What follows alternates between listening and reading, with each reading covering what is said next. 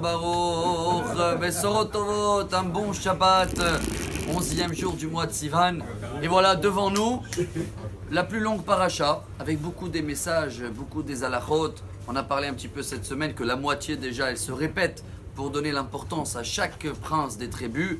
Et on a compris nous aussi qu'on doit partager ce respect un vis-à-vis de l'autre. Mais le début de la paracha, il y a un Khatam Sofer très connu qui dit que Hachem demande à Moshe de compter les enfants de Lévi. Lévi, il avait 3 enfants, donc Gershon, Kehat ou Merari. Et chaque enfant, chaque famille, il fallait les compter. Et la Torah commence par Naso et Rosh Bene Gershon Gamhem. C'est pas marqué compte. Naso, tu relèvas la tête des enfants de Gershon. Khatam Sofer explique que Gershon, Kehat et Merari veut dire 3 situations du peuple d'Israël. Gershon, c'est Garesh, divorce. C'est quand on n'est pas sur la terre d'Israël. Merari, Amer, Ramma, ça veut dire l'époque de l'amertume. Et Kehat, c'est quand tout va bien. Velo ikhat armim. Kehut Hoshim, on dit en hébreu. Il est dans une euphorie. Il est bien. Peu importe, dans n'importe quelle situation. Et voilà le message en tous les cas pour nous. Parce que le Khatam Sofer, il parle du peuple d'Israël. Moi, je pense que chacun dans notre vie aussi, il peut passer dans un de ces 3 stations-là. Où tout va bien, où c'est un peu amer, où il a l'impression qu'il a été un peu rejeté par rapport à Kadosh Baruch Hu parce qu'il ne fait pas du tout ce qu'il veut. Mais n'importe quelle situation. Hachem dit à Moshe, Naso et Rosh, Bene Gershon, les bêtes avotan, ishpechotam. Relève la tête.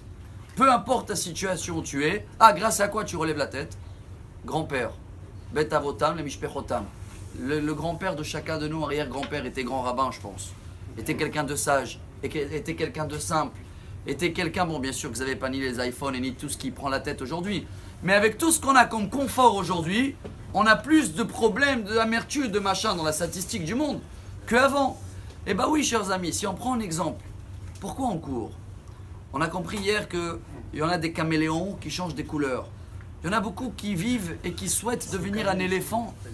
Je ne vais pas donner un exemple d'un lion parce que tout cela, comme on avait dit, qui veulent bronzer, manger de la pastèque et se baigner tous les jours à la piscine, et ils travaillent pour ça. Hein. L'éléphant le fait tous les jours, sans travail au safari.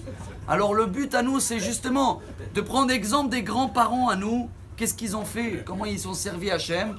Et peu importe notre situation qu'on est, on relèvera la tête et on sait que, voilà, on termine avec ça. Cette paracha, c'est la plus longue. Elle tient combien de versets? 176. Comme le plus grand Tehillim. Le Tehillim 119 contient 176 versets. Le plus grand Talmud, traité Baba Batra, 176 pages. Et si on fait la valeur numérique, en initial, en Gimatria, c'est Amos. C'est prophète Amos, mais ça veut dire aussi Amos, chargé. Beaucoup de charges. Si on veut savoir soulager de ces charges-là, venez, on prend exemple d'arrière-grand-père. Eux, ils savaient qu'est-ce qu'ils supportent dans la vie parce que c'est pour Dieu. Les autres qui supportent pour les vacances, etc. Dans ce cas-là, l'éléphant, il pèse beaucoup plus chargé que la paracha. Alors qu'on va tous avoir, Bezrat Hashem, une très bonne paracha, très bon Shabbat, très bonne semaine et que des bonnes nouvelles. Shabbat Shalom.